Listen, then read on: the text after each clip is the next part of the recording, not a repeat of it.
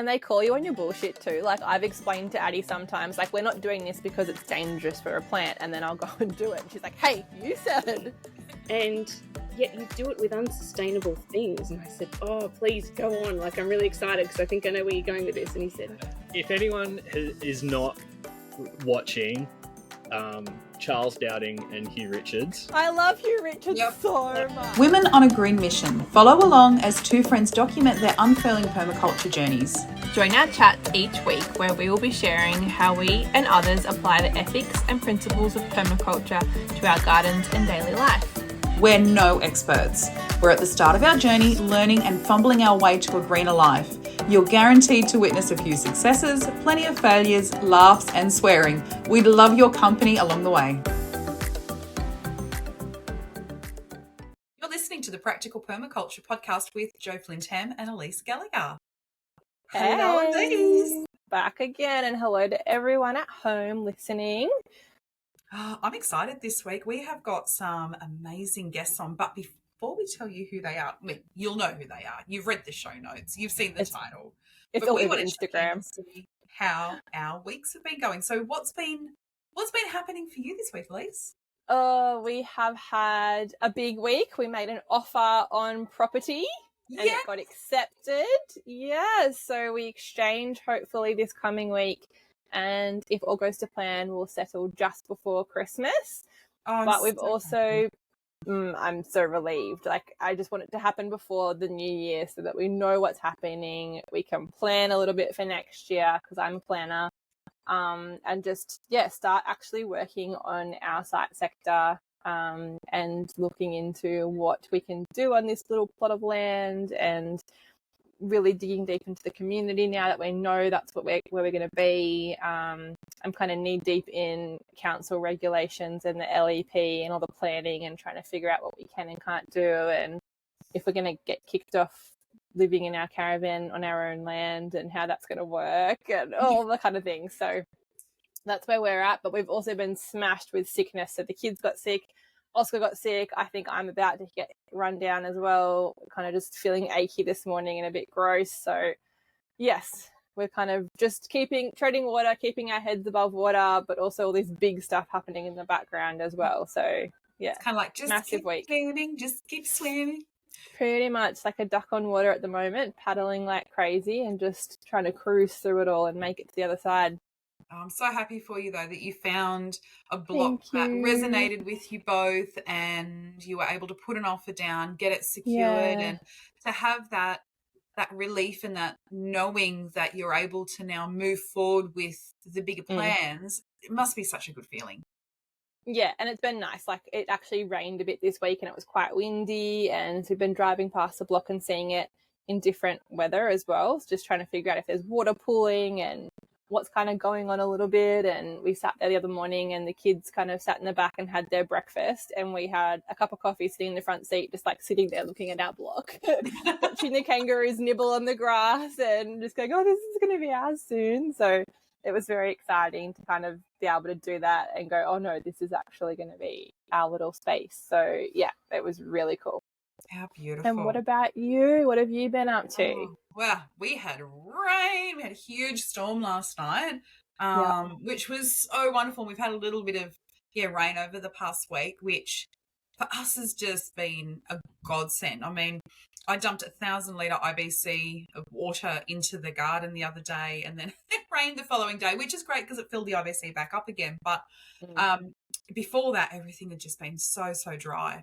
So it's starting to green up beautifully here. We're starting to harvest some of our veggies that are coming on. So the zucchinis are starting to produce. Wow, already.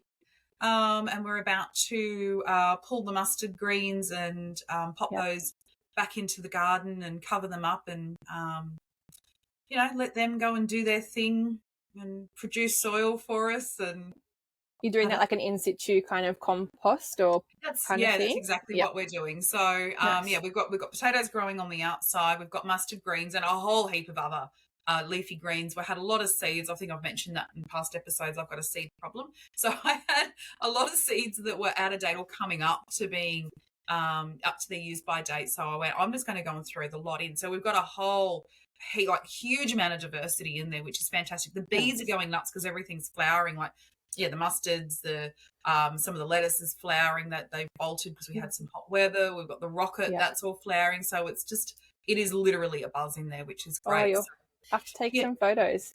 So I will. I actually took a little video the other day. I haven't put it up yet because of what happened with that mobile carrier that we won't mention that went down. So I was not able to do anything there. But I didn't know that happened until I went into town and someone mentioned it. I was like, oh, cool. And they're my provider too, and I had no idea. Well, I woke up that morning and I thought, I haven't had any emails or messages or the usual that I would be expecting slow day. to get. And I had an interview on that day as well. So I've had an interview this week. So yeah, as I mentioned before, winding up the business and going back into employment. So yeah, had an interview on that week, and I hadn't realised, here's a bit of a gaffe, and it'd be funny if I do get the job and I can tell them this later. I didn't realise they'd send me a copy of the position description in the calendar invite. So I've just RSVP'd, and then I realised 10 minutes before going in that there was an attachment, but I didn't have internet, so I couldn't download it. So I'm sitting in the car beforehand going, so do that. I'm going in a little bit blind here, but it worked out. I got a call back for a second interview, so we'll see how that goes. So that'll be really nice to get, for both of us to be employed again. I never thought I'd say those words, but just to have a little bit of stability and allow us to refocus is going to be amazing, because it's just going to free us up to be able to really give our heart and soul back to this place. So it'll be really interesting to see what shifts happen for you in the coming months and how that feels, in a couple months' time. I think it's going to be huge. I really do. I'm embracing it wholeheartedly, and it'll take the pressure off as well. I mean, we've just got word today that our refinance has been approved. Yay! So that we can leave one of the big fours, and that we've been with for many, many years. And I just wanted to share this part that it blew me away there. So we're coming out of our fixed term early December, and the interest rate that this bank has offered us as being their valued customer. Now, we've had a mortgage with them. Loyal customers? For decades, because we've had, our previous property was with them, this property was with them, our business banking is with them, our personal banking, everything, all our finances, anything that we've done, any loans, anything that we've needed has been with them. They said, well, because you're so valued, we're going to give you an interest rate. It was like 7.8%. I'm not looking forward to what ours is going to be. Like, when you look at what the standard variable is at the moment, and that was with our special discount, and I was so cranky, and I thought, you know what, we just get treated like a profit number. Like, we are just a number. I know that's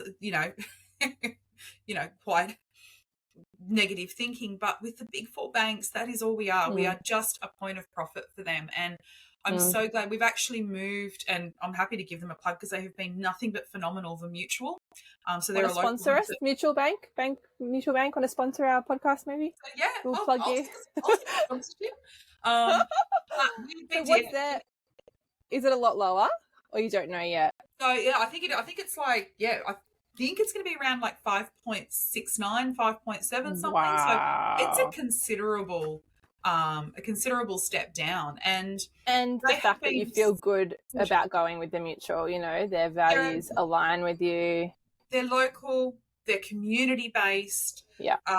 We actually got a chance to go in and sit down with Taryn and actually have a chat to our lender and have her understand our situation with our business, whereas the other one of the big fours, and I won't mention, it doesn't really matter which one it is because they're all the same.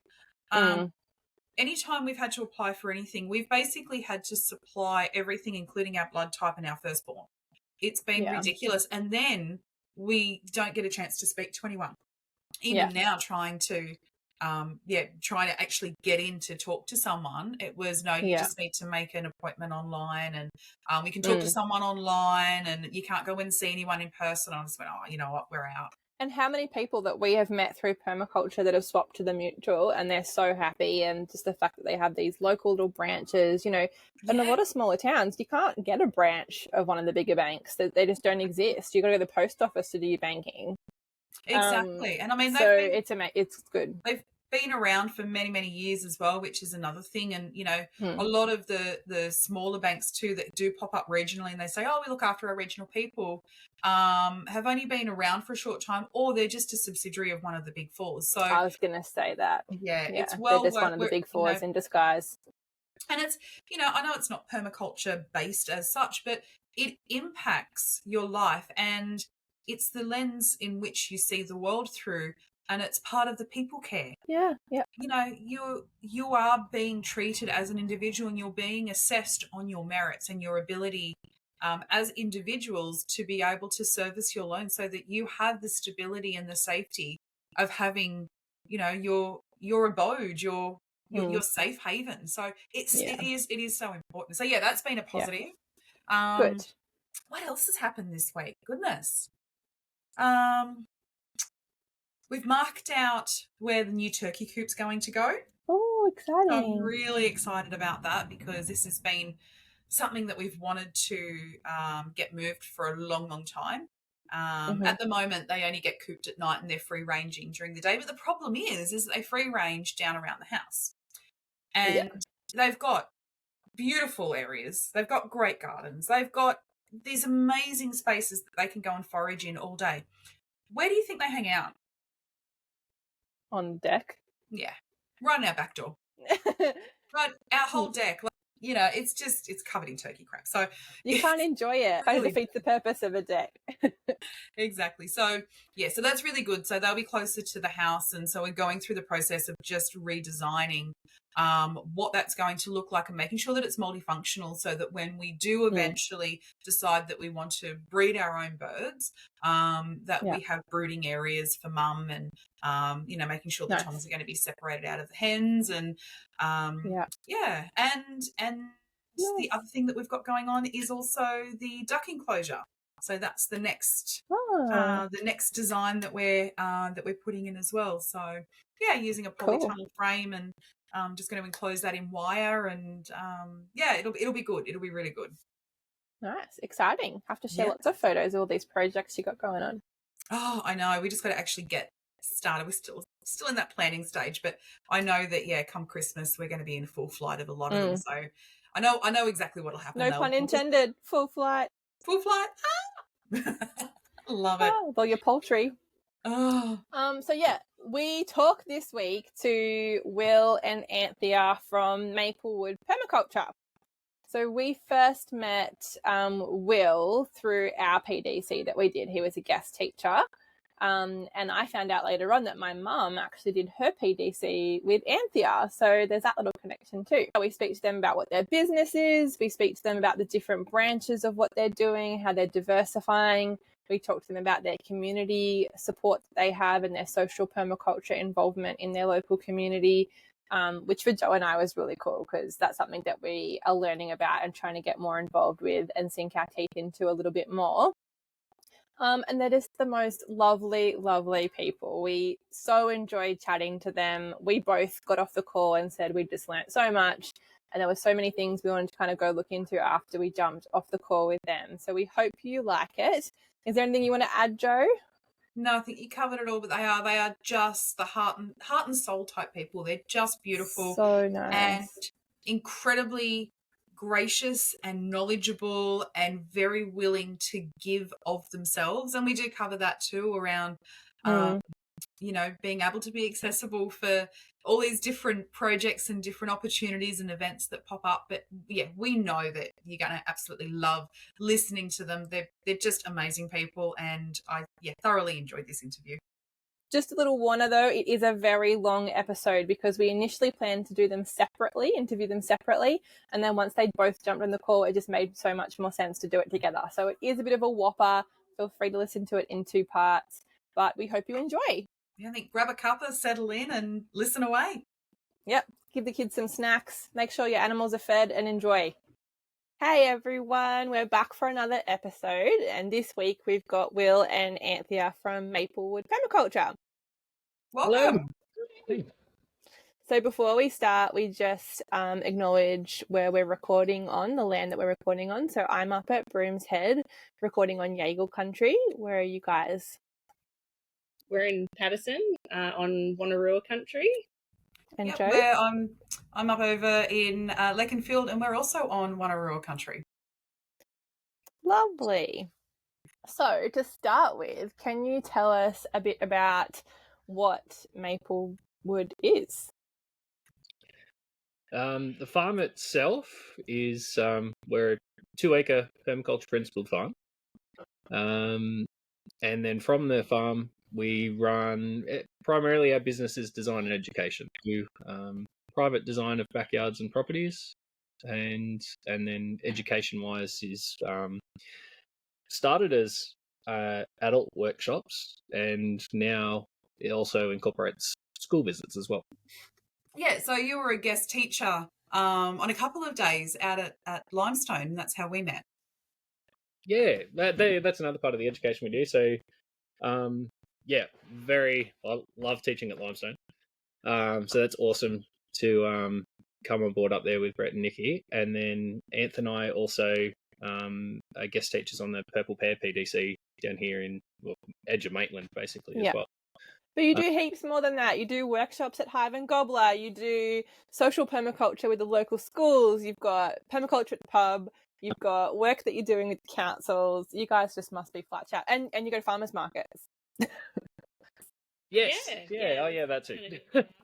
Yeah. So you do everything. Yeah. Just kind of we just go with whatever comes up at the moment. There's always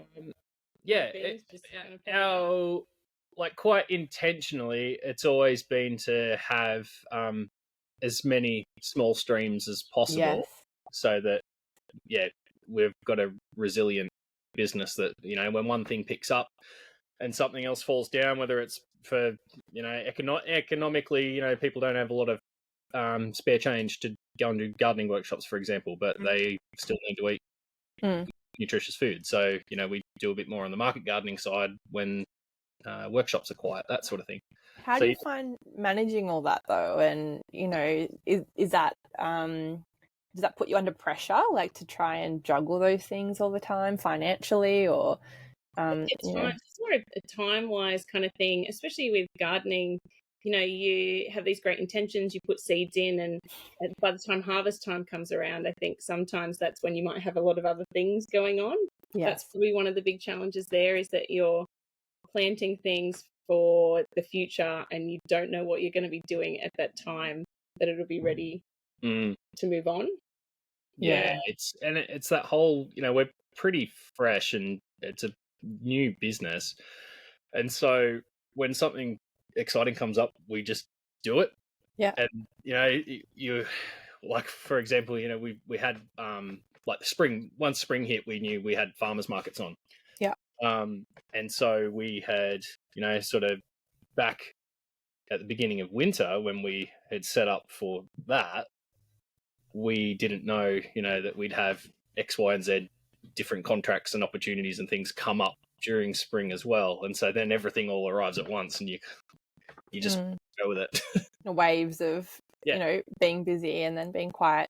Well, how did you first get into permaculture? Like, sort of take us way back to the very start. How did you discover it? And I suppose, like the rest of us, you kind of fall in love and kind of fall into it. Yeah. I think together it probably started. We'd always been growing some veggies on our 240 square meters in Newcastle. But then once we had our first child, we really started to think more about how much of our diet, like we weren't providing ourselves, and then where that came from, how it was grown, where it was grown, that kind of thing. And from there, sort of started to think about, well, the only way to really know is to grow it yourself, right? So we really looked into what we could provide for ourselves, and then decided it was time to purchase a bigger property. During like some mums and bubs groups kind of thing, we met a lovely couple who we're still very good friends with now, who said, you should look into permaculture, and kind of just developed from there. Wow. Her parents were teaching it back in the 80s. And so they were quite knowledgeable, and we talked with them a lot about it, watched lots and lots of YouTube videos. We went traveling in 2018, I think it was. We went to they're from Canada, so we're over in Newfoundland staying in their house, and we were sleeping down in their basement. And in the basement, they had this bookshelf full of all these permaculture books. So, we're having dinner and talking about all these like Bill Mollison and all this sort of thing. And so overnight when I go down to bed, we were like getting books, reading the books, and then we were sort of like, oh, I can't wait to get home. I want to get back to Australia. And like, how cool. And, so when we got back, that was when I pretty much got off the plane and enrolled in Brett's course, and then went from there. And then when did you actually start your business side of what you're doing? Right at the beginning of COVID. Joys. There's no better time, right? We literally registered the business, I think, the Christmas before. Yeah. And we had we got a couple of clients in, and then our first really exciting thing was we were doing a presentation at Maitland Taste Festival. Mm-hmm. And then the whole thing got canned 2 days before because of this virus. Wow. We're like, oh, this might actually become what's going on? This seems like it's real. And then obviously the whole world shut down. So then we just sort of, we couldn't do much really. Because we're not, obviously weren't on the farm. We're not on the farm. So we were living at that time. We're living in Morpeth, like half an hour from the farm. Couldn't get up here, with lockdowns and everything like that. So you weren't able to get up to the farm at all during lockdown? Well, yeah, there was too far. Yeah, it was outside of our. It wasn't even. We were living in Maitland Council area, and it was in Dungogshire. Yeah. So you couldn't cross the magical line. Yeah. So, literally started the business, and then just sort of for a couple of years didn't in between lockdowns and stuff like that could get up here and didn't do much because didn't know what was coming next. Mm. And then business wise also you couldn't go to people's houses and that sort of thing either. So it was sort of we just sort of set it up and then went, oh, cool. And by I don't even remember, probably 2022. That was only last year. Last year? It probably was. It was probably I think last year was probably our first full, I think it was a full year. I don't know. Yeah, it would have been. Probably our first full year where we actually okay, we're we can come to your house now and we can run workshops and all that sort of thing. So yeah, for 2020 and 2021, we were kind of oh great, we've made this, registered a business and then did nothing with it. Oh, yeah, wow. That would have been a bit. Were you still in your old jobs then, or? Yeah. And what were you doing at that point? I was working at a local bank. Mm-hmm. I had a retail background, but when I went on maternity leave and realised going back to retail probably wasn't a good idea. You either have to go back full time or casual, which means a lot of 3-hour shifts. And when you're looking for someone to look after your kids while you do that, it doesn't really work. So found a local bank who was a more ethical kind of bank that I could agree with a lot of their policies and was a lot more family friendly. Getting paid maternity leave the second time around and things like that were big benefits, more school friendly hours, that kind of thing. Thursday nights and Sundays and that kind of gesture. And it served us really well, I think, while we kind of found our feet with the business and that kind of thing. But I was able to leave there in March this year and just commit full time to the business. Wow, good on you. That's exciting. Yeah. Very exciting. Because that transition time's hard. It's when do you pull the pin on that bread and butter money that's coming in from a traditional job to then, because Oscar and I will be in the same position. He's working 4 days a week remotely. And when we buy this land, that's kind of going to be my focus. It's he just wants to get in there straight away. It's but he's got to kind of persevere as well. And, it's a juggling act, and then work when he's not working in his paid job to establish things. Yeah. It is hard to find that that's important. at the right time. Yeah. Mm. In the end, for us, because Will had already kind of transitioned away from his full-time teaching role, Mm-hmm. we found that it was really hard to run the business with me working that part-time job, because we were having to run the business around my work hours And the end, kids. yeah, and all of that, and it was just Yep. always coming at least second, if not third or fourth, or wherever it just had to fit in. And so we just said, no, like, I'll just have to leave that job so we can work everything else around the business stuff. And practically, did that mean that you had to save some money up to buffer, or you just kind of took the plunge and it's like, well, we have to make money because now we've got none coming in? A little bit of that. Yeah. So, like, big believer of that. Like, you build your runway, and Yeah. then, go for takeoff.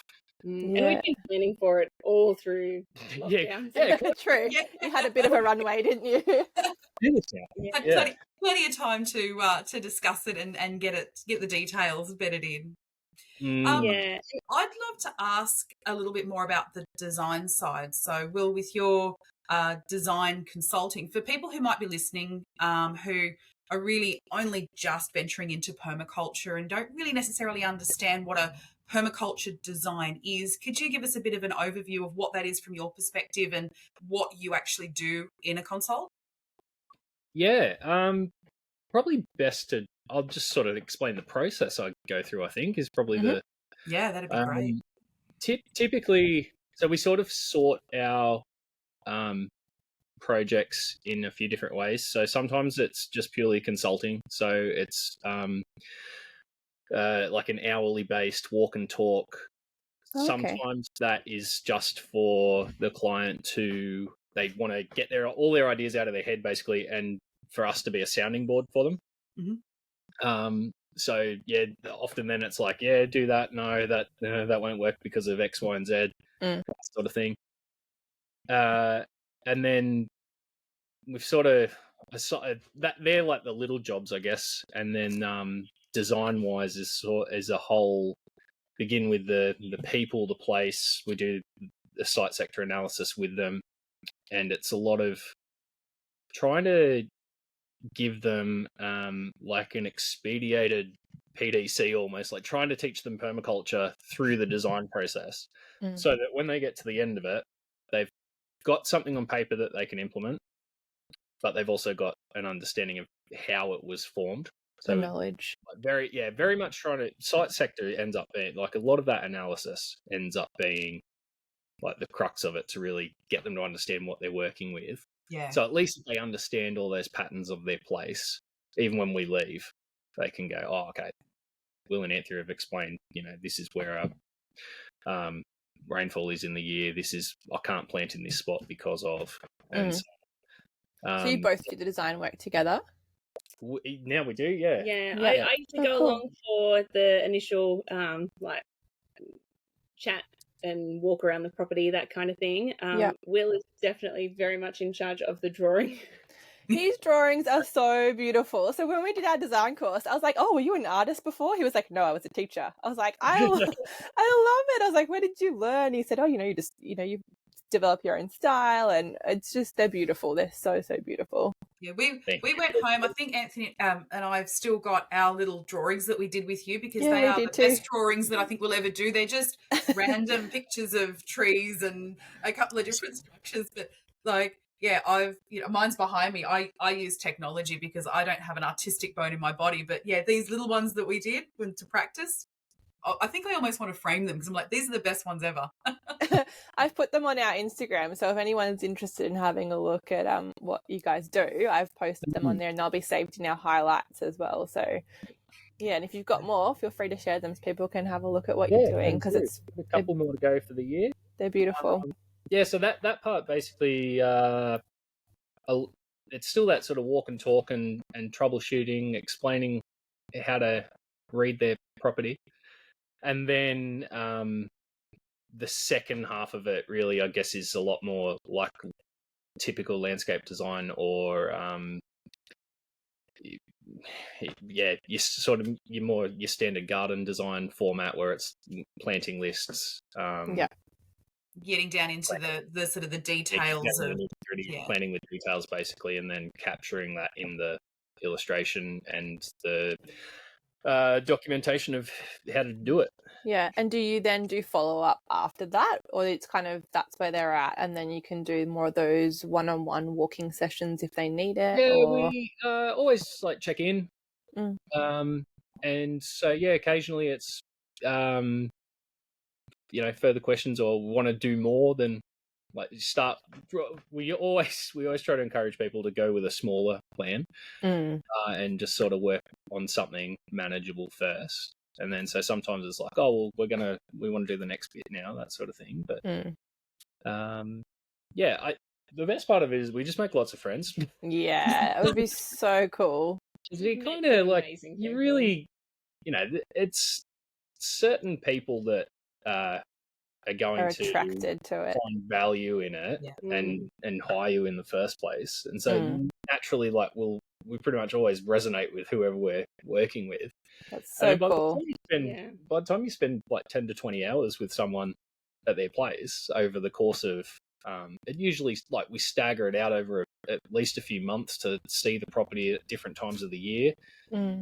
It's certainly not like don't hire us if you're like, oh, I need this garden designed by tomorrow. Yeah. It's not happen. Yeah.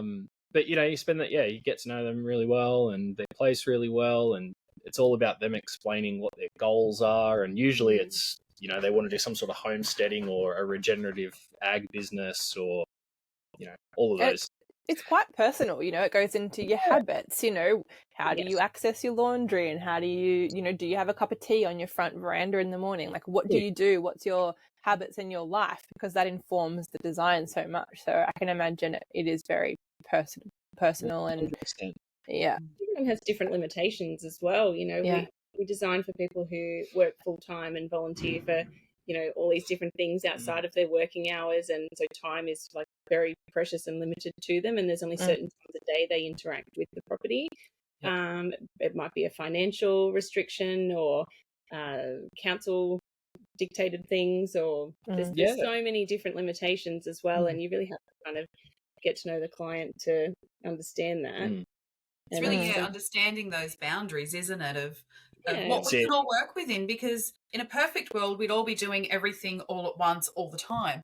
But that's not the reality of it. The reality is that we all have those restrictions and those boundaries, and for people listening it's really important for them to understand that that's okay. Just because you're seeing someone else do it in a particular way or they're further along their journey doesn't mean that you're in a lesser place or not doing as much. It's just that you're doing it in a really nice and sustainable way for your particular situation and context. And that's part of permaculture too. You need to be able to read the land and be there long enough to be able to make those informed decisions. Because, I was listening to Liz Zorab on a podcast that she was on, and she was saying they moved to their new property. And as much as she wanted to just plant everything out, it's like, what's that balance of, okay, well, I'll get a kitchen garden at least because I can move that if I really have to, and waiting long enough so that you see it in different seasons, or you see it with the rain and where the rain's falling and where's the wind coming from. And, you can't just do it straight away as much as we'd love to. Absolutely. Yeah. It's always that balance of potential and constraints, and trying to meet one and not outdo the other. And then what other workshops do you have? So you're with Hive and Gobbler too, doing stuff with them? Yeah, so aside from the sort of like those private projects, we have been doing Hive and Gobbler. So Hive and Gobbler is a little sustainably minded store in Dungog, I guess you'd explain it as a slow living, all the good things. It's really so we've cool. been doing there, not totally sporadically. Like next year we're doing them bi-monthly. So every couple of months we'll do a weekend workshop where we sort of just drill down into one particular zone of permaculture or a particular skill, so seed raising, composting, and then other drawing workshops they're quite a popular one, really. Teaching having a great day sitting down drawing. Yeah. Getting paid to do it.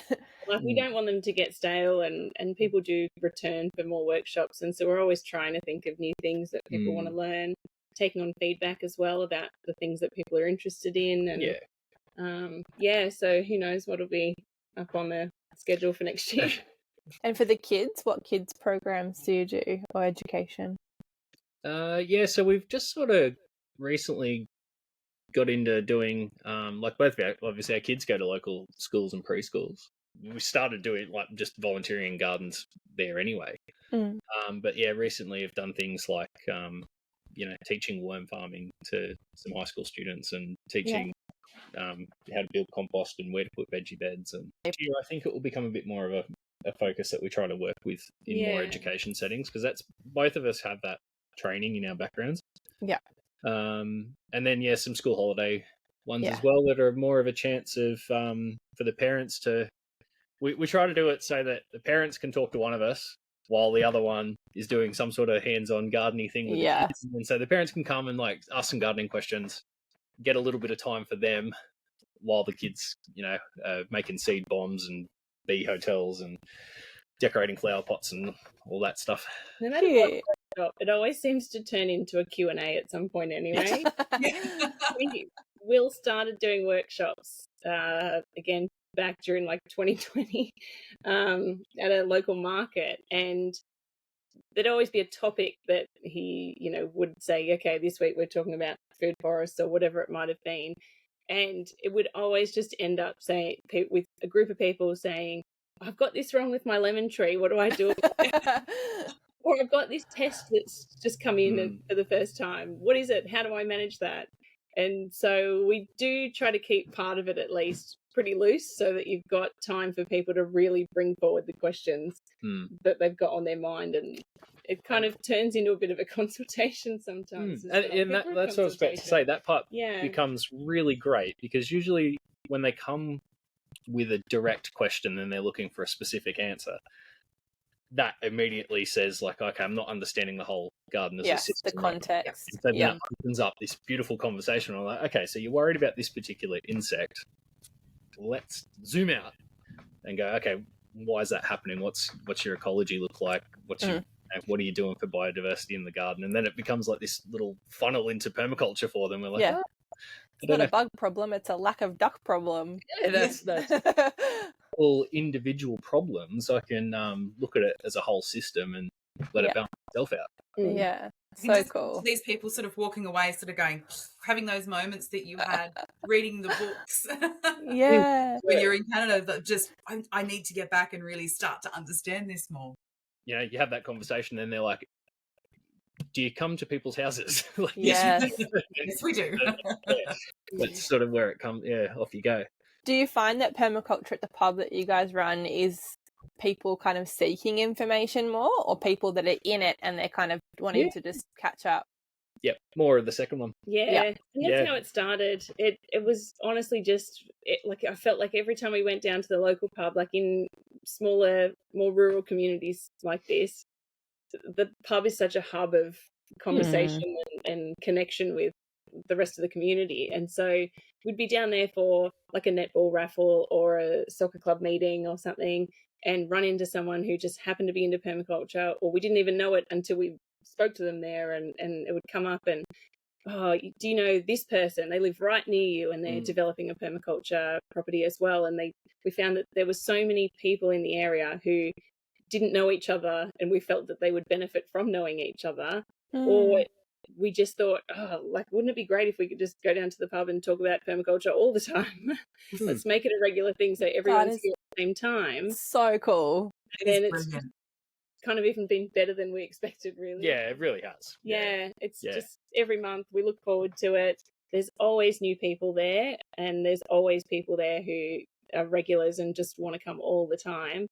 And it's thanks to those people that they make the effort to come every month, and we always have a great time and a great chat, and it's like you just sort of see what they've been up to for the last 4 weeks and what's changed about their farm, or what what's the latest thing that we're all dealing with, that sort of thing.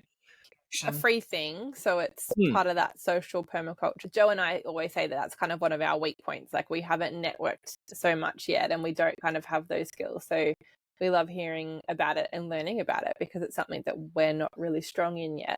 Yeah. A few times when I've posted things about it online and like trying to encourage more people to come, and I've said, like, if you want to meet we've got architects specialized in sustainability and permaculture, we've got builders, we've got farmers, we've got florists, we've got artists, we've got like, you name small it, business owners, section over the community of, if you come along and you don't know what the next door that opens for you from that. Absolutely. I was really surprised. So cool. I did get along. Anthony and I got along to one, and it was the one that you guys weren't able to get along to. So that was our one that we could get. Yeah, we had one we were just sick, very sick, unexpectedly. And then we just missed the recent one. We had a wedding to go to, but yeah.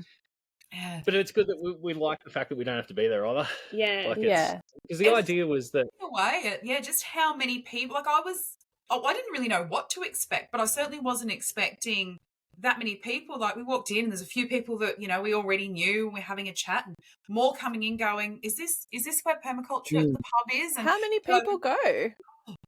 Anywhere between 12, I think, the smallest, and 40. Yeah, wow. We've been about 40 people, but that's cool, guys. Mostly it's like between a dozen and 20 people, probably. Good on you. That is so cool. Yeah. It's and it's great because you get like such a big range of people with different experiences. There's people there who literally don't even know what permaculture is. They've been dragged along with a partner or a friend or something. And then we get people who have been practicing for 20 years and can help other people along. And I think it's really good for like both ends of the scale, because obviously we think about how people who are new to it can benefit from learning from more experienced people. But I think it's really good too in having people who have been practicing for a long time kind of be reminded of where people are starting from, and how they're coming into it. Yeah, because you can if you're running a business stuck in your own circle as an educator, you kind of can forget, I think, what people don't know. That's why we started this, because we found that a lot of the podcasts were so high level that if you're getting into it, it's like, this is too much, this is too big, and you either go, this is a later problem, and you just totally don't go down that track. Then I think that's really sad that there's no kind of in for people who are just starting out, or for people like us where we admit we don't know about social permaculture very much. That's something that we're really trying to learn about, and kind of go, you know what, this is hard sometimes, and sharing, at the beginning of each episode we share what we've been up to. So for me, that'll be our DA and building garden beds and finding resources and starting our business. And I think that those relatable things kind of get forgotten, and we get to this big level stuff around soil microbiology and, really high level ethics stuff where some people are just not at that level yet, or at that point in their journey. That's it. It's important. They're important discussions to have, and they're incredibly valuable discussions to have. But exactly what you were saying, Lise. Yeah, when I first started out, I would love listening to this, but then I'd have those moments of, holy crap, like, where do I start? What do I do? It's just too overwhelming. It was too much. So to be able to, hear something that's just got some bite-sized things in there and go, I can do that. I can research that. I can just sort of scratch into that a little bit more and see what happens. And most people get into it because they think permaculture is gardening. So then to be confronted with all this social stuff and this political climate and all the other things, that's a lot. You know what I mean? To go, I'm going to grow some carrots, to how am I going to help this big problem? You know what I mean? It's just, it's too much. Yeah, definitely. And like, I think it's just natural in permaculture as well to, if you're talking about social permaculture, I often refer to it as valuing the marginal. People come thinking, I don't have anything to offer, I'm brand new to this, but like maybe they don't know much about permaculture, but they've been preserving for years and they can teach you about that. Everyone's got something they can bring, and we're all constantly learning from each other. And I think one of the best ways I heard it said, and I can't remember who said it to quote them now, but they said, if you're over 35 and don't have a mentor under 25, you're missing out. I love that. So, that is fantastic. Brilliant. It's so great to remember that like the way things are changing with technology and stuff is a really obvious example that comes to mind, that like there's so much younger people can teach us, and people see in one light as less experienced. There's going to be some kind of fresh perspective they've got. Especially when it comes to some of the social issues we're facing, you know, you can get very bogged down in your own way of thinking or the way you've been brought up. A lot of young people get they get a bit of a bad rap sometimes, you know. What do they know? They don't have the experience and all, you know, all that rhetoric that goes with it. But, you know, as you said, Anthea, they bring a fresh perspective. They can see things that, you know, I can call myself an oldie. I'm the oldest one here. So, you know, us oldies, yeah, we do get stuck in our ways, or we get a bit, to be honest, we get a bit tired sometimes, and we think it's too hard. It's too hard to change. So let's just keep plodding along, and it works okay. But then someone comes along and says, hey, have you thought about this? And all of a sudden, life just becomes easier, or whatever it is that you're trying to achieve just becomes a little bit more attainable. And it's really important to understand. Diversity of perspectives. Yeah. Oh, absolutely. And I find children are totally undervalued in that way. Logical explanation to something, ask a child. Yeah. In their mind straight away, they just say, why don't you do it that way? And you just think, oh, well, that's a really good question, because we've always done it this way. That's how it just carries on. And I don't know, they just have this way of thinking about it that you kind of stop and go, yeah, it can be really simple.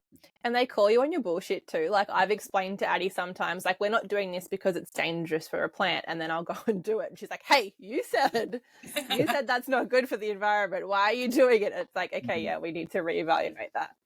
Actually, Emmett pulled us up on He came to, it was at night time, like it was at home. He often has his big thoughts right before he goes to sleep. And he said, Mum, how come you come to school and teach us about sustainability, and yet you do it with unsustainable things? And I said, oh, please go on. Like, I'm really excited because I think I know where you're going with this. And he said, you use like big screens and stuff which use electricity, and you know they've been made overseas, and I said, oh, I'm so glad you asked me that, because this is really important. And I said, basically we always try not to use that stuff, but if we feel that your understanding of the topic will be benefited a great deal by using the technology, that's when we do it. And it was just really good to see that logical thinking, like, well, but why would you do something that's unsustainable while teaching about sustainability? And it's like kids just have the best, like most logical way of thinking about it. And a beautiful way of being able to bring it up as well. Whereas, you know, maybe coming from an adult, that potentially could feel a little bit confrontational or judgmental. Whereas when it's from a child, it's just so innocent. It's like, could you explain to me, why this doesn't make sense in my head, and I'm just trying to understand it. Our kids are at that age where it's like, why are you eating fish, and why are you eating an animal, and a chicken is an animal, and you know how that, you know, so we're having all those conversations at the moment with our two. They're the best sort of question askers, aren't they? Just because it's often stuff that we get caught in a habit and we just keep doing things the way we do them, and then they ask you about it and you think, oh yeah, like it's probably time to reevaluate that. Yeah, totally. Think about why we're doing it and if we can do it better. Basically. And then I saw on your Instagram page that you also do workshops and panels with the local council. Again, that's not something, just like the school things, it's not something we planned for, but an offer came up and we thought, that sounds like fun. They were great experiences. We did a full day workshop, sort of just explaining permaculture, like pretty much a crash course in design. Sorry, was it to the employees of council, or was it open to anybody? Like, what was it exactly? Intended for basically anyone in the LGA to come along. Wow. But being that it was a freebie for them, like fully paid for by the council, and you just got your tickets online, there was definitely some people who travelled a little way to get there. Getting 6 hours of free permaculture education. I must admit, I probably shouldn't say this on the recording, but I am just outside the Cessnock LGA. We're sitting in the Singleton one, but I do keep an eye on what pops up just in case I need to use someone else's address. If we're using edges, then just something outside, you know, Cessnock Council would still benefit from you being there. Just living permaculture, right. Joe. Literally 100 metres away from the boundary. I can see the boundary, so we're very much on the edges. Yeah, so no, that was great. We did a day of crash course in design and permaculture principles. We're going to run something very similar again next year. And the sustainability dinner was a separate thing, but I loved that. It was just we joined a panel of other local growers and sustainability-minded local business people, basically. Yeah.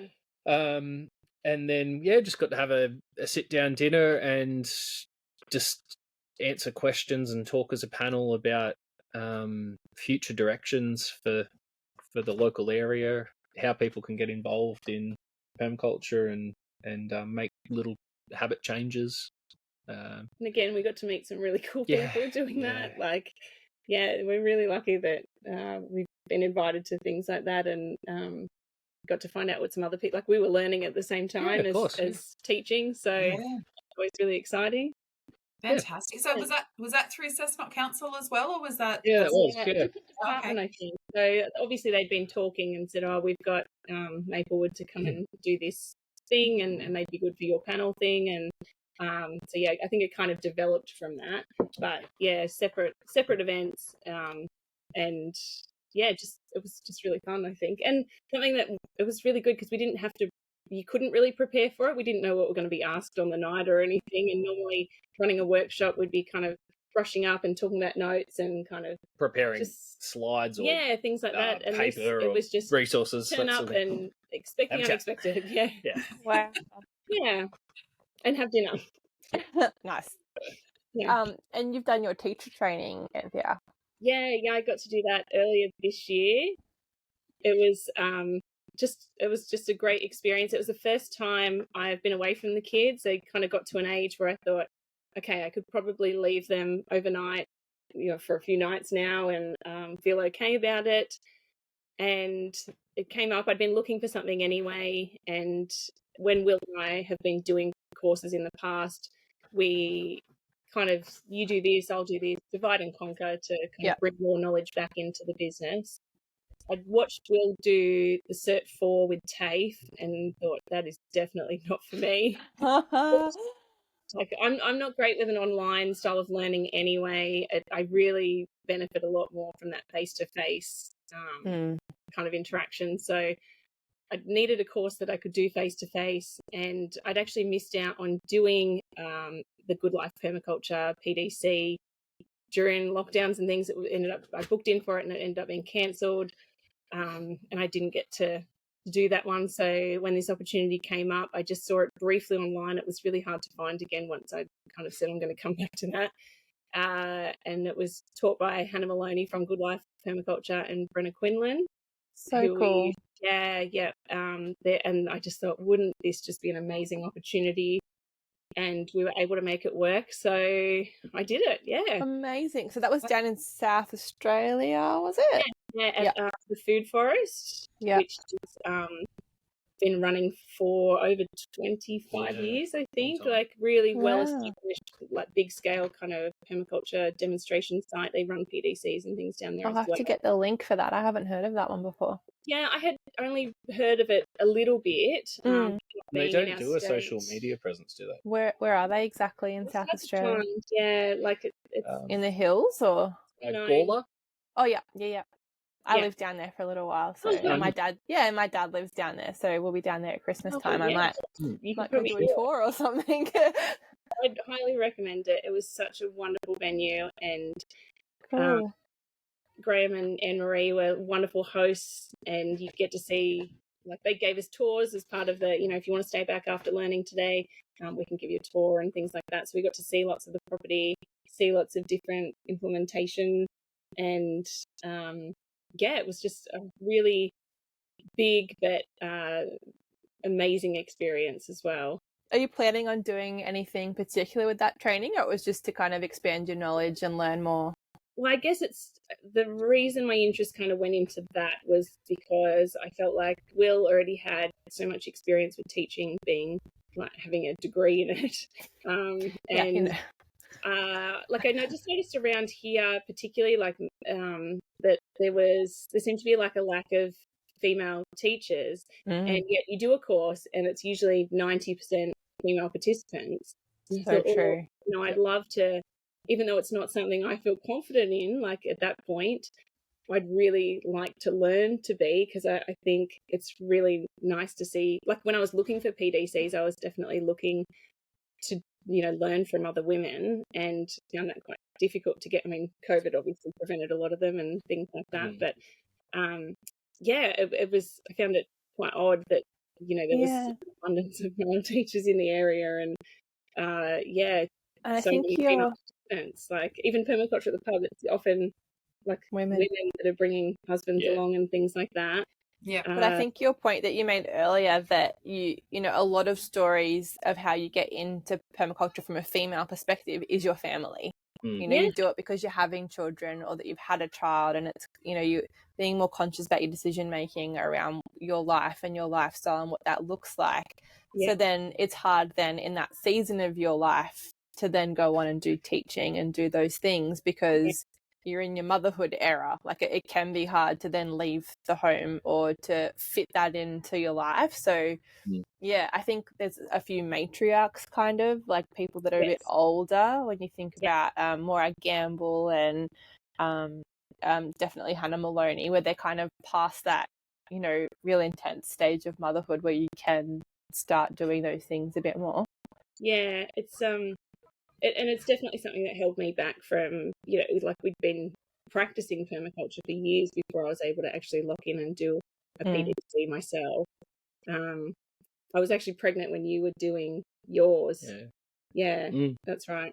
So you do have those time restrictions as well, that you kind of feel like not so much locked in, but just that there's only certain things that are available to you when you have small children. You feel though, Anthea, that it benefited you waiting a little bit too, so where you'd actually been applying a lot of those permaculture ethics and principles and really living and breathing it, and then going along and doing the course, you had a better understanding than maybe someone who's just discovered it and signs up tomorrow and gets there and thinks, I'm here for a gardening course. Yeah, 100%. I think it was a different experience to what you probably would have had years before, where I was already familiar with a lot of the content, like the theory, because I couldn't do a PDC, I was reading bits and pieces online and basically piecing together a PDC on my own. And so when I went there, I felt like, in a way, I could get more out of it, because I didn't have that feeling of overwhelm at the end of every day, thinking, oh, this is so much new information.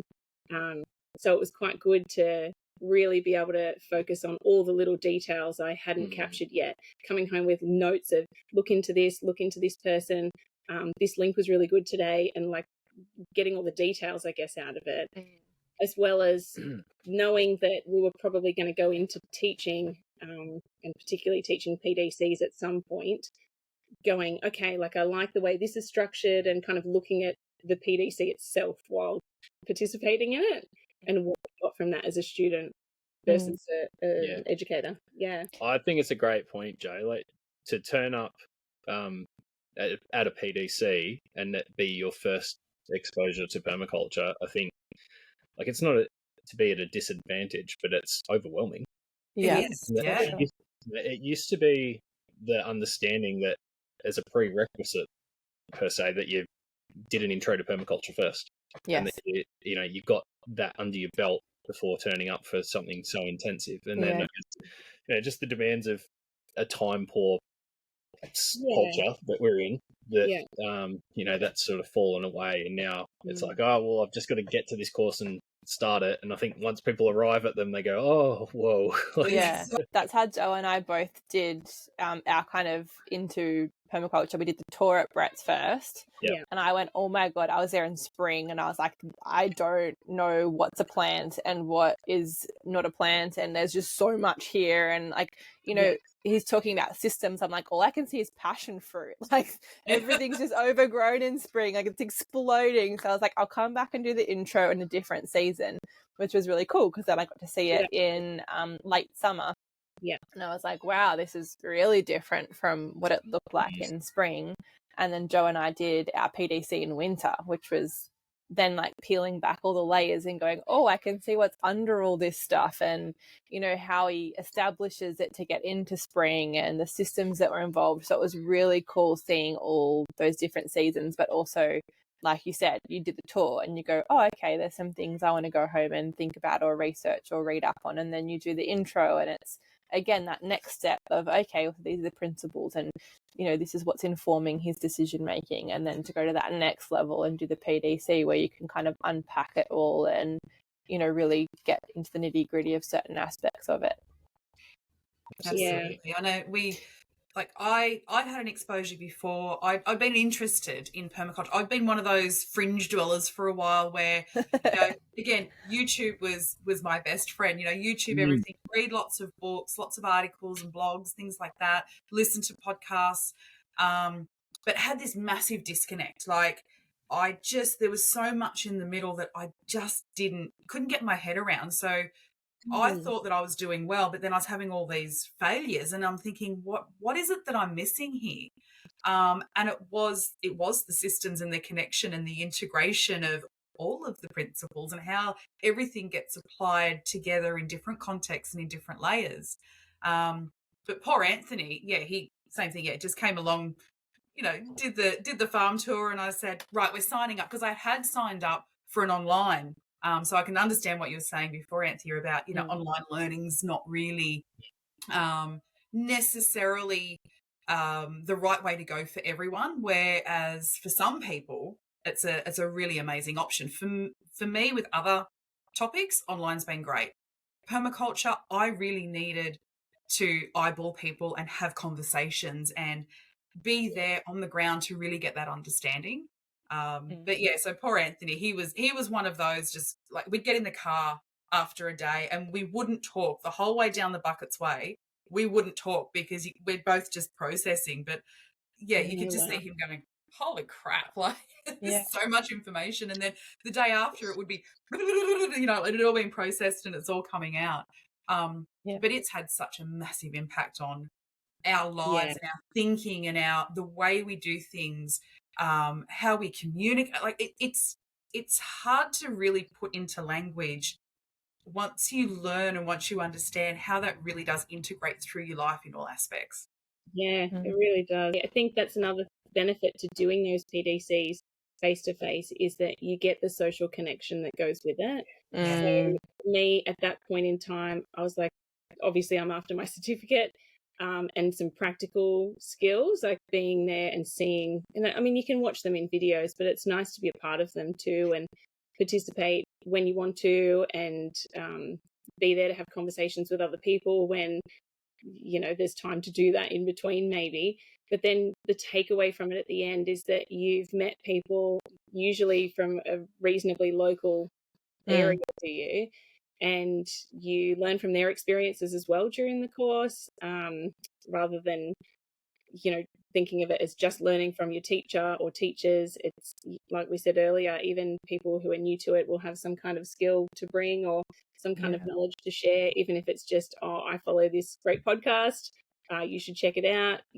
There's so many little things that, you know, those little tiny little seeds, I guess, that get planted in you, and then you take them home and can follow along as you want to. Like gleaning those little points of interest that you can do in person. So like, I think from a teaching perspective, like, you know, you set a curriculum and it's very much a patterned plan that you're putting there, and you'll try to have designed it to have details in there for your learners, but it's that point of need with the students where that's where you really get down to the detail. You figure out, what does that person not know? What do they need to know right now to get to the next step?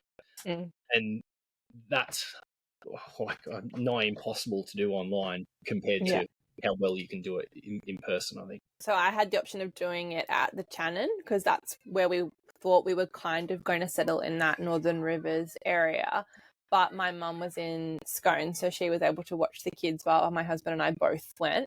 So we did ours with Brett at Limestone for that reason. And I kind of was really torn, because I was thinking, if I do it at Limestone, there's not going to be my connections, and I'm not going to learn, you know, who has the good mulch and who can I go to for this. And that was kind of part of the reason I wanted to do it up at the Channon, so that I could actually meet people and do it again. True.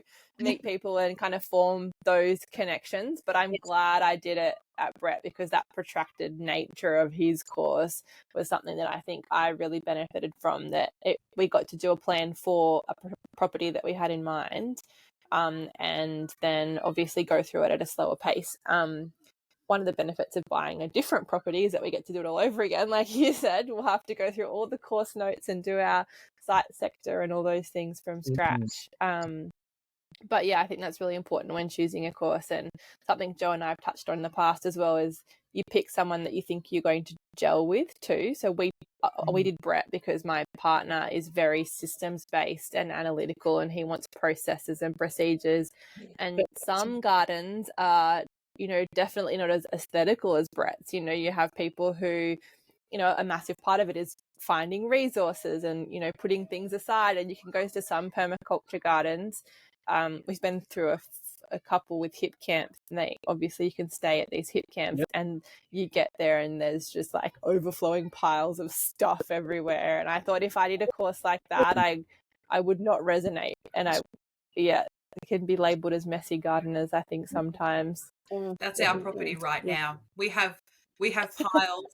We originally had a throw out pile where it was like, okay, this stuff is absolutely done. There is nothing that could ever be, we can't reuse it. We can't reutilize it. Like it's absolutely cooked. And we let it sit there, and it's amazing that, necessity is an amazing thing, because all of a sudden we're now creating things out of what was going to be absolute, we didn't want it to send to landfill, but it wasn't usable. We're now finding uses for so much of it. So we're just going to let it sit there. It looks terrible. It's what welcomes you when you drive through our gate. We've got this beautiful, beautiful new fence, a beautiful new gate, and a big pile of crap. But that crap is being very useful crap. So, it's going to stay there until it gets all used. Yeah. Yeah, and it's hard to find that balance, because obviously, there's so many temptations out there when people are giving things away, especially in our council area. We have one council chuck out every year. Wow. So, yeah. Time. That's what that is. Yeah, so, there was one year we picked up like 6 compost bins, because everyone that year seemed to be just throwing out perfectly good compost bins. And so we were like, okay, where are we going to keep these now? Like, obviously they'll be useful even just to give away to other people. Like, I just don't want to see that going to landfill. So it's that resourcefulness versus like also having either a property or a part of the property at least where you look at it and you just feel good, because it's so much a part of design is that human element, and what you want to get back is the feeling you get in that space is a gift itself. It doesn't have to be food or medicine, or it can, and to stack functions, ideally you'll get some of everything, but it's a really important part of it, because if you look at it and you're unhappy with it, that's not a good place to be. I remember Brett said one day, he's like, I had all this amaranth and it was beautiful and gorgeous and it was taking up all this space in my garden, so I got rid of it. And I was thinking, I'd want that, because that's what would make me want to get into my garden, like all the wild cosmos and all the flowers and the bees, and being able to sit there, in the garden barefoot, having a cup of tea before I start going out there, and it draws you out there. That's such a big appeal for me, the aesthetical side and the beauty in some of the permaculture designs. I just think it's beautiful, so it will make me want to go out there and engage with it.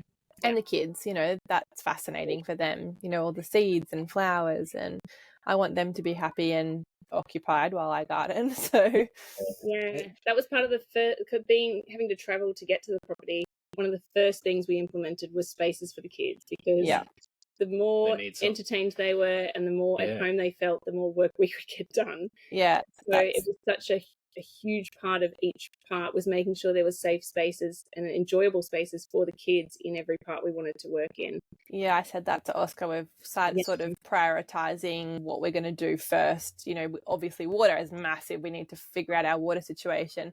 But I said we need to get a big pile of sand so the kids can have their dump trucks and play.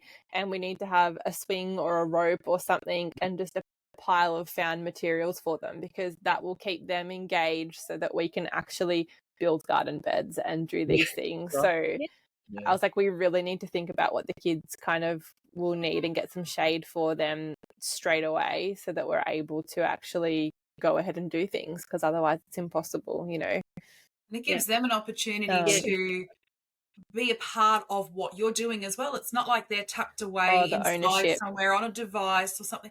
They're out there, it's kinetic, they're engaging, and they're with mum and dad, you know, to the degree where you can still get done what you need to get done, but they're a part of that. And that's memory building too, because in years to come, it'll be, oh yeah, remember when? And it's these stories that then will continue on over time too. And that's so important. Yeah, I'm sure you'll have your own stories from childhood and how you interacted with your bigger properties. But even just in our little town backyard, I think one of the most prominent memories I have of gardening as a child is my dad. He dabbled in veggie gardening, and he didn't do it all through the year or even every year, but there was occasions where he'd be motivated and he'd put a veggie patch in amongst the orchard. And like just playing in the corn was just amazing for me, because you could walk into this little patch of corn and you're just gone. Like, you're not anywhere near where you thought you were. You know, the whole rest of the garden's disappeared. Yeah. And it's funny, on the PDC touring properties with lots of banner grass, there's a lot of people kind of getting shivers and stuff, thinking, oh, like children of the corn, like it's giving the sound of it blowing in the wind is quite eerie. And I said, no, I love it. Like, that for me, it just brings back this memory of me interacting with my childhood garden. Yeah, and comforting, isn't it? Even though I imagine my dad didn't think too much of it at the time, because I wasn't actually gardening with him. He would have been gardening somewhere just outside the corn patch, but I was in there interacting with it and having these great memories. It's like a core memory for you now. Yeah, it really is. We've got a photo on the fridge of my brother and I just in gumboots, like muddy and like with little shovels kind of thing. And just seeing my kids do that, you know what I mean? That connection that you feel and going, you know what, we're giving these kids a really good childhood. So what future plans do you guys have for Maplewood? Build a house. I love that. You build the garden before the house. Yeah, absolutely. We've done what we've been able to do basically while we waited. But no, the farm wise, we've got kitchen garden, and then another kitchen garden. So that's sort of become more of a market garden. We've got our orchard is pretty well. The trees are established now. That was one of the first things we did. So they're coming on to about 4 years. Some of them 5. Yeah, nearly. Yeah. And then same with so we have like an orchard that's it's formal. It's swaled on contour. It has espaliered trees. It's, you know, in those rows and kind of quite it's manageable. A management system. Yeah. Yeah. And then the food forest is a rambling walk through any fruit tree that takes our fancy, basically. Yeah. Very experimental. Built with the children in mind mostly, like lots of shrubs where they can harvest it themselves. We try to keep it that everything in there is edible so that they are safe to go and wander and eat what they choose from that area.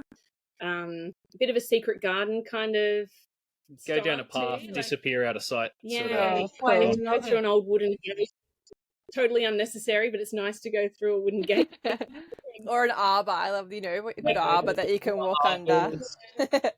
Yeah, choices, things that are, you know, so like thornless blackberry, so they can go and enjoy the fruit there. Mulberry with weeping branches, so that they can reach as it comes down to them. Yeah. Cape gooseberry, so they unwrap a little paper lantern. Oh, yeah. There's a lot of little experience plants in there, basically. Yeah. But since we've been moving closer and closer along the journey too, it's kind of changed what comes next. So at this point, I think we'll probably look at expanding into some of the other areas we haven't kind of gone into. Yeah, so we sort of, you know, being that trap of not being able to live on the property has meant holding back on livestock and that sort of thing. Yeah, I was going to ask that. When we get to that opportunity properly, like we've dabbled in a few things, but we've got a good half an acre that we've just been doing a bit of work on it this morning, but we're going to fence that for cell grazing and do a mix of syntropic agriculture, windbreak shelter belts between. They're sort of like these zone 5 native sections that will be wildlife corridors between paddocks, and then give all those other, like they'll be super multifunctional. But then, being able to like get into experimenting with rotational grazing systems and that sort of thing. Because everything we want to do is we're essentially building everything for the purpose of teaching from it one day. Yes, like a demonstration purposes. Yeah, even before purchasing the property, that was in like, our mind. We need something that we can demonstrate from. Yeah. So all the it's pretty much comes down to each system is like its own little classroom, and so we're trying to, we start with the patterns and we're getting down to the details in some of the systems that have been there a few years now, getting down to the details of, okay, this is now ready where you could teach a decent workshop in here. It's got enough of what it needs to be established to show how the whole system works. I think too, after summer is over, we'll probably go into opening up more veggie spaces as well. Looking into market gardening overseas, we realised a lot of the Europeans and that kind of thing are having winters off because it's just too cold to grow over there. And I thought we should be doing the same, but with summer. It's so hard, and water is such a precious resource, and we still water everything by hand.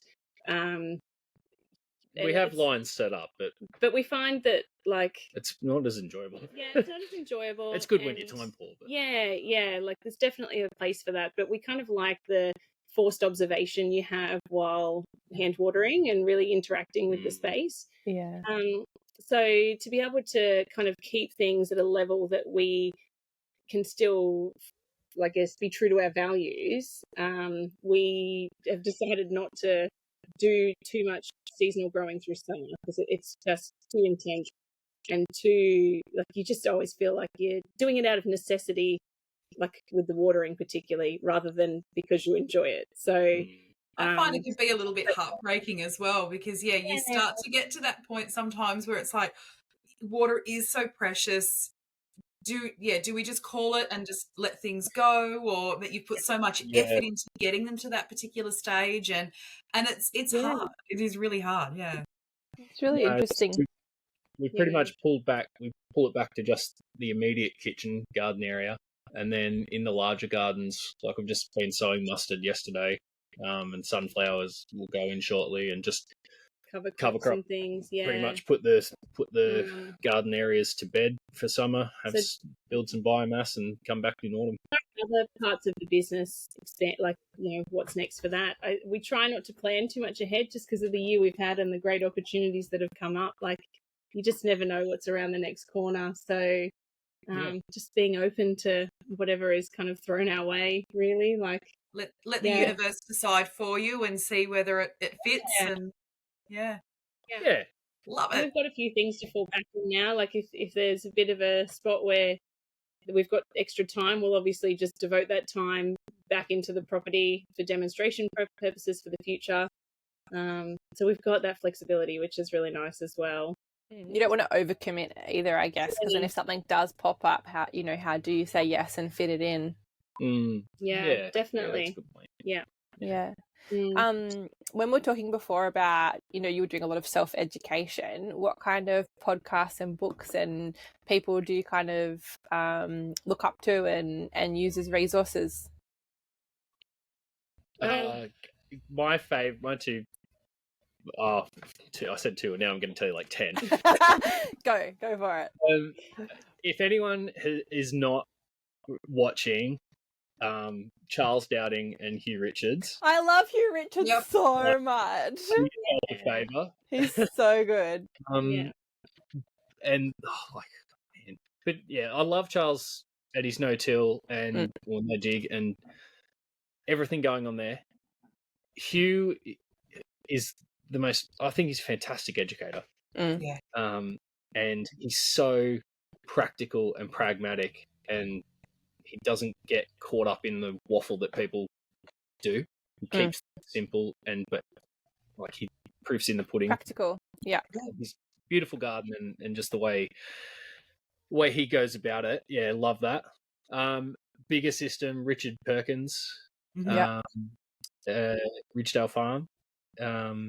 He's a big, as far as a farm system mentor goes, that's someone I'd watch and really look into how he goes about things. I'll let you. Can I have a turn? Yeah. You're taking all our answers, Will. No, it's totally good. It's funny because Yeah, no, we do. We've watched different. yeah, like I do love that stuff too. But I've been very interested in the work of Luby McNamara, who does a lot of social permaculture stuff, and I've been listening to a lot of different podcasts. Like just usually I'll get into a podcast because I look up a person I'm interested in. So Yeah. you know, there was one where before I went to teacher training, I went and thought, okay, I'm going to listen to Hannah and Brenna on podcasts and like kind of get really psyched for it with that. And so that's when I found out about like the Future Setting podcast because I then came up in the search for that, and I was like, Joe, oh, yep. Joe got me onto that. Yeah, and then there's like I just there's a lot of like big stuff and a lot of like things that kind of I'll do a bit of this and a bit of that and flick between all these different resources and different people that I'm following. Yeah. Like I've been looking recently at a lot of stuff by Robin Francis and Robin Clayfield as well. But again, like very social permaculture themed stuff. But then like what I really love is just learning from the people around us as well. There's just so much information that like it's not being publicized, you know, there's these people locally that we've got who have so much knowledge, and you know that they have that, and they might teach on PDCs or they might do little workshops and stuff, but because it's not going huge, I feel like I want to get that information so I can make sure I'm helping share what they know, you know, like really tapping into the knowledge of our local people. So like Brett and Nikki are both fantastic teachers and have a lot of knowledge to share, so they're like, so we've got that. We're really lucky to have them less than an hour away. We've got Purple Pear Farm with Kate Beveridge and Mark Brown, and so we like between the two of them, and then Meg McGowan as well is probably a bit over an hour away on the Central Coast. And just I think we really treasure every interaction we have with them because there's so much knowledge that they have collected, and we can learn from them in a really practical and casual way. So yeah, I think and even other people in our area, you know, we've got a lot of people who think that, again, through permaculture at the pub, it often comes back to that, but we know people who have all these little interests and different ways that they've got their knowledge, and you can go, like sometimes I turn up to permaculture at the pub and I go, you know what, I'm going to talk to that particular person tonight because I know they know about this that I want to ask about and I want to learn about that. Or you might just go and pose a question to everyone and say, does anyone have any experience with this, or has anyone done this course, or, you know, and you can really collect information just everywhere you go. And it'd be such a broad range of different people there too, from smaller holdings, larger, you know, whether it's their full-time gig or something that is doing on the side, or livestock or gardens. A lot of tree changes. A lot of tree changes. They come with that perspective, coming from bigger cities like Sydney and things. People who've lived overseas and seen permaculture over there, but then also people who have grown up in traditional agriculture families, and that's pretty common around here. I know when I went to South Australia and I said, oh, I'm from the Hunter Valley, they'd be like, oh, right, so like big agriculture, coal kind of mining area. And I'm like, oh, yeah, but, you know, like there's other things going on too. It seems like Dungog and that area has such a huge permaculture influence there. I think when we've been surprised, you know, when Brett shared the other day, you know, they've hit 200 students. So that, you know, that says something. From their farm, they have influenced an entire region. That's just their PDCs too. That's not their that's not their intros or their tours or tours. Exactly. And you know, things like that. And even both of them. Back when he was just doing workshops, there's a lot of people who have done some of his early workshops but not done a PDC there. And I think it's just, I mean, it's probably like that everywhere. There's probably like heaps of permies around that you don't even realise. But I do feel very lucky, even before we lived in this area, and I'd gotten our eldest into the preschool here in preparation, knowing he'd be going to the school here so that he could make some friends. And I turned up on the orientation day not knowing anyone. And they kind of said like, oh, so where are you living? What are you doing? And I told them, I said, oh, look, we're setting up this demonstration property. And everyone was so excited about it. And I thought, wow, like so cool. Going to this really traditional agriculture focused area. You know, we've got Tocal 5 minutes down the road, like a big agriculture college. And you get like, often I've been nervous going into situations thinking, oh, I'm definitely going to be like ruffling some feathers talking about permaculture here. Yeah. But the community's been so accepting and excited and like generally and welcoming. It's been really lovely. That's so cool. Yeah, there's a lot of I don't know, there's a lot of ripple effect going on. Yeah.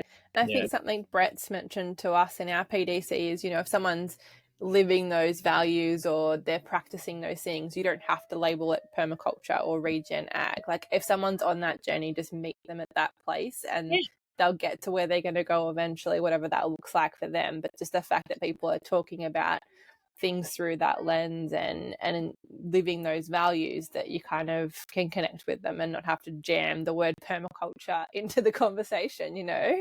And a lot of people have had bad experiences, I find, with something that they've associated with permaculture. And you know, I always get surprised when people say something like, oh yeah, I used to be into permaculture but now I'm not.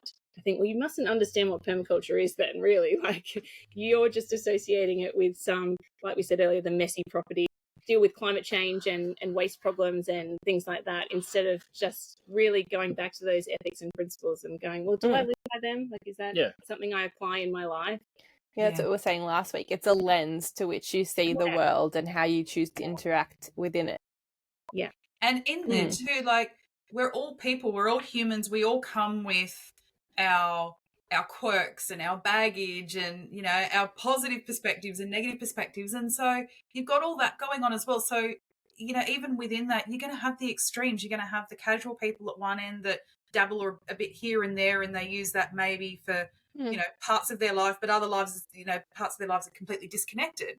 And then you've got, you know, the other scale where you've got the militant people that are, it has to be done this way or you're wrong. Yeah, I think my favourite is when they, I mean, like, you know, in a silly way, but when they say, oh, well, that's not very permaculture. It's like, you don't understand context. Like, you can't say that just from an outsider's view, like, oh, you're using this material or doing things. And it's you have to really understand the people part to know whether that's practicing permaculture or not. Yeah, well, I'm driving a diesel guzzling car towing a 3.5 ton caravan. Yeah. You know, and for someone on the outside to look in and say, oh, well, that's not very permaculture, or that's not very, you know, ethical, or, you know, and that might happen. But I think too, the fact that I was reading Retro Suburbia, and I can't remember the exact circle, but I'll put it up on Instagram. It even had like, you know, very technical versus very natural way of looking at things. So I think it's like a hands-off approach and very hands-on, and then one was intuitive versus doing it in a very like systems-based way. And then they actually plotted different well-known permaculturists and ways of thinking on this chart. So it had like, you know, indigenous cultures might be down here, and then you've got someone like, you know, Charles Dowling, he's up here, and then this person's here. So you can actually see, even though we come at things from very different ways, whether it's structured or not structured, being intuitive or following a textbook, you kind of still sit within that circle. It's just a different way of looking at it. And some of them are highly productive, and the other one was, you know, not so intensive. So it was interesting. I'll have to find it and put it up as a reference. But I was like, that's really cool, because there is so many ways to go about it. That's right. And I mean, our whole life is part of that journey. Like, even if you don't associate it with permaculture, you know, we were talking before about those like key memories from childhood and things like that. Like, that all shapes how you get to where you are. And even from before that, I think lately, I mean, we've always realized that we work well with intuition. You know, we might not always understand why something feels right, but if it feels right, there's probably a reason that's the way we should go about that particular project. And just learning more about my family history, realizing that there's people who I never got the chance to meet, or met them in their older age and didn't realize what they did when they were young because they didn't talk about it. But, you know, like, just knowing that I've got grandparents who have been gardeners, like avid gardeners, in a way that was very natural, and they focused on building the soil for months before actually planting anything, and doing, like, participating in these practices that they wouldn't have called permaculture, but it's just like, I feel like that's still part of my journey into getting to this point. And so I don't even understand my whole journey to here. How could someone on the outside looking in say, well, that's not permaculture, if they don't even understand like how I've got to this point, or what else might be going on? The knowledge in those old school ways of gardening, like I come from a Croatian background, and you think of Italians and Greeks and Croatians who they did these things because it was their way of life. It wasn't permaculture, but so much of what they did encompasses a lot of those principles and practices. Or on the flip side, you know, I'm really interested in, there's a guy, Marcus Pierce, who has this program called Your Exceptional Life, and it talks about the 8 different areas of your life. And, you know, that has nothing to do with permaculture, but a lot of those things weave their way into what I believe, because one of the things is food, you know, one of the things is how you show up. And, you know, those things are a part of our permaculture journey, even though it has nothing to do with permaculture. So I think different influences definitely kind of weave their way into your journey and how you do permaculture kind of thing. And I think it's important to look outside of permaculture as well to further our permaculture journey. We talk about when we invite people to permaculture at the pub, to try and capture a bigger audience and people who are interested specifically in that, and go to gardening groups, go to like other local groups that might be interested. But also in education. So where we look at courses that aren't necessarily permaculture courses, but we think, well, what can that bring to our permaculture knowledge? And kind of anything that's holistic or systems based in some way is going to help, you know. It's and I'm very into slow living in general, because I had a big kind of health and mental crisis after I had Fergus, our smallest, and how that led me into permaculture too, that observing and slowing down and, you know, reflecting and making sure, you know, that's all part of my permaculture journey. And slow living does have a lot of overlaps, you know, with permaculture. So there's lots of different things I think that can all fit into that lens of living.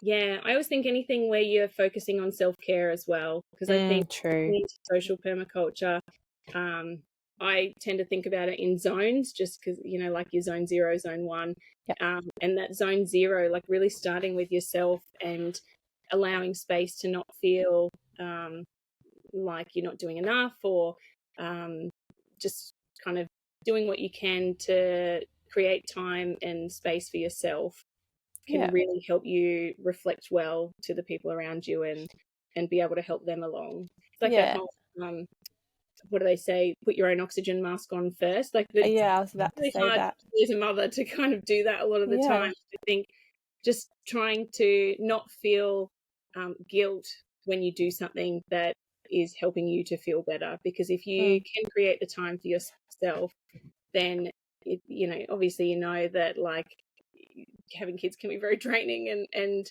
it's really hard to pour from an empty cup. So it's nice to just go, you know what, I'm going to do this, and I'm not going to feel guilty about it, because that is part of me being a better role model for my kids, and letting them see me take care of myself is important as well. And the power of saying no too. You know, you can there's danger in overcommitting and overdoing everything, and you know what I mean? But like, you know, if you're so burnt out because you're doing all these things and saying yes, and then, you know, the whole reason you got into it was, you know, to improve your food and food security, and then that goes to shit because you've got a lot of other stuff going on, you know, then what? You know, like, that's not helpful for you. That's not helpful for your family. So the power of balancing and saying no, because you can't do everything and be on every board or do every community event. It's just not possible. It's really managing expectations. Yeah, and they don't know what else you might be volunteering for as well, I find, because they're really into you know, whatever club that they're trying to get you to come on board with, and they're like, oh yeah, but if everyone did like just this little job for us, and I'm like, yeah, but a lot of those people are doing little jobs for someone else, and they're all building up. And so that's something we've been practicing more recently is, okay, this is where we are, like we we can't take on any more than what we've got at the moment. Yeah. We let if one of those things gets let go, if you leave that committee or you stop committing time to this particular thing, then we can replace that with something. But we can't just keep saying yes because, and it's not always because we feel we should, we could be really helpful to them, but a lot of the time we want to do it. Like I'd love to be down at the school every single day doing gardening club, I love it. It's so rewarding and so fun, but there's only so much I can realistically commit to it and do a good job. And not to be crude about it either, but for some people it's a business. So I'm working on social media accounts for some permaculture farms and businesses. And, one of the struggles I hear is that people are wanting free resources or free knowledge all the time. I think it's great that you guys do the Q&A section of what you do. But, we all have infinite time. And for someone to sit there and reply to all these comments because they've got, 100K worth of followers and answer people's questions, it's just not realistic. And also you have a business to run. Like you need to be able to charge for some of these services too. So it's that fine line of how do you provide free stuff and education and be a resource to your community and people around you, but also actually get business because you're running courses. Yeah. So, there's always that side.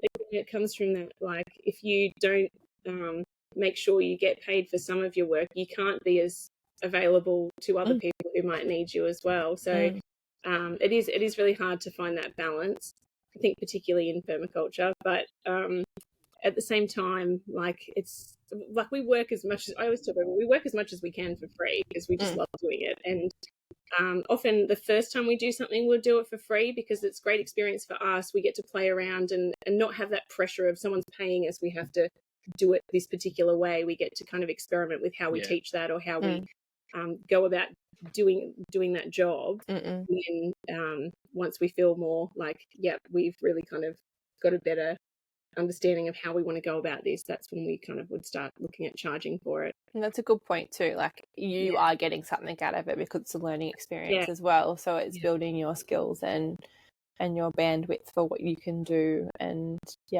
it's really demonstrating fair share. We're very passionate about that and do that as much as we can. Even when we were running the farm gate stall, it was a pay as you feel kind of thing. We found that the generosity of people meant that we generally didn't really lose out. You don't lose out anyway, or we didn't. I'm sure it's different in different cases, but it just meant that we hope that, and also because we're not there, it means that if anyone really needed to or wanted to, they could come and take things and not pay at all, and we would never know.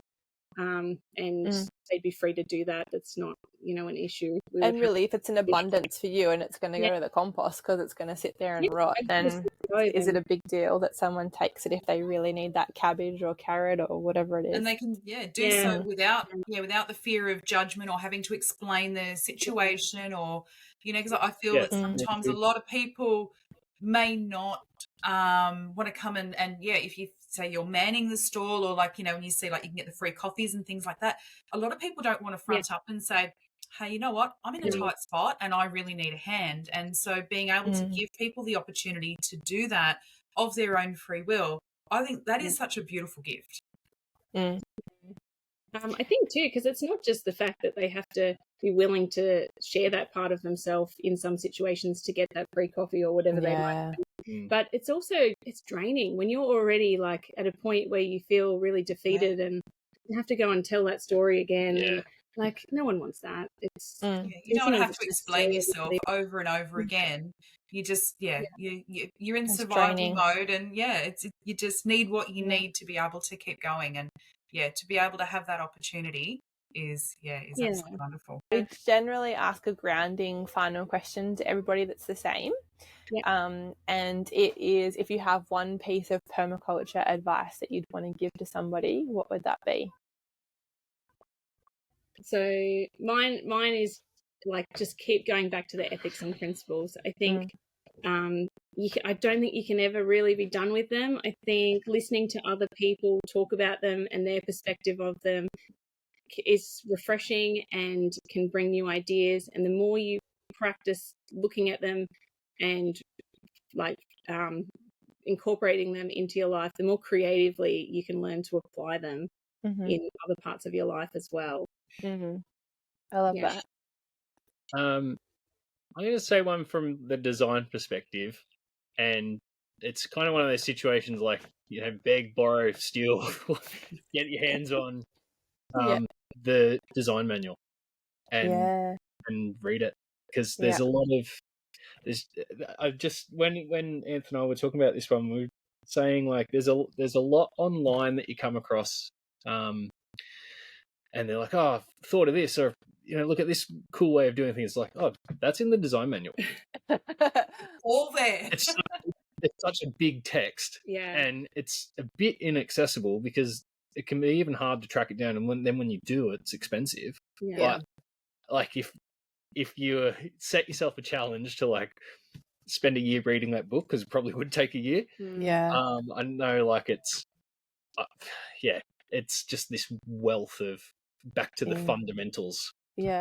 Speaking about books quickly, I ran into someone here locally, and they told me that currently Retro Suburbia is a pay what you can afford ebook at the moment, which I learned. So if anybody wants that, obviously it's nice to have the paper copy, but if you want the electronic version, it's a pay as you feel as you can. I'd add to that, like, lean on your local libraries as well. Yes. Say, like, you know, can we get this one in? Yeah, a lot of them love having people request, oh, this is a book that I'm really keen on. So true. And I think when we first borrowed Retro Suburbia, we had to wait. Yeah, when it came. 3 or 4. I think we had to wait 4 months. Wow. We were like Really? on the lid. My And then you're only goodness. allowed to have it for 2 weeks. It was in such high demand. It's different now because we've borrowed it since, and like it was just on the shelf ready Be to like go. When it first came cramming out, for it 2 was weeks, just trying to absorb all the information. Yeah. And again, because you're planning it in advance, you're like, okay, I'm going on that wait list. By the time it comes up, you might have 50 other things going on in your life that you didn't when you first put your name down, and you're like, okay, how am I going to have time in 2 weeks? I got 2 weeks for this. Like this big. Yeah, I ended up swapping Retro Suburbia with the new Milkwood book that I got with this lady here in town. So we'll have it till Christmas and swap back. So that'll be nice. And then, because we wanted to do 100 acres and now we're only on 1.5. And I was like, oh, Retro Suburbia is so much more relevant to me now in this context. So I really wanted to see whether it would be worth buying. Now I will. I've kind of really enjoyed reading it. Able to lean on your networks, and you know, even if you don't have those personal connections, use social media for good. Put it out there and ask people, like, do they have this book that you can borrow, or you can do some sort of a swap with? Like, there's so many different ways to be able to get access to that information. So yeah. Well, thanks so much for taking the time to talk to us today, guys. It was so good listening to you and talking to you and learning about all the stuff you guys are doing at Maplewood. Thoroughly enjoyed. Yeah. Thank you so much. Yeah, us too. Yeah, Have a great weekend. Thanks. All right, no worries. See you soon. Bye. Bye. Don't forget, we've also got our Facebook group. So if you want to jump into our Facebook group to talk about more things that Will and Anthea mentioned, I know they're already in the group. So I'm sure they'll be happy to answer some questions and connect with you guys. And if you have any questions for us or want to unpack anything else, let us know and we can jump in there and answer your questions and have a chat. So thanks for listening to the Practical Permaculture podcast. We hope this episode gave you some inspiration, confidence, and has helped you in your permie journey. Head to the show notes for all the resources mentioned in today's episode. And if you like this podcast, please remember to subscribe, rate, and share. And if you didn't... Oh, well, I love you. Fantastic. See you next week. Bye. Bye.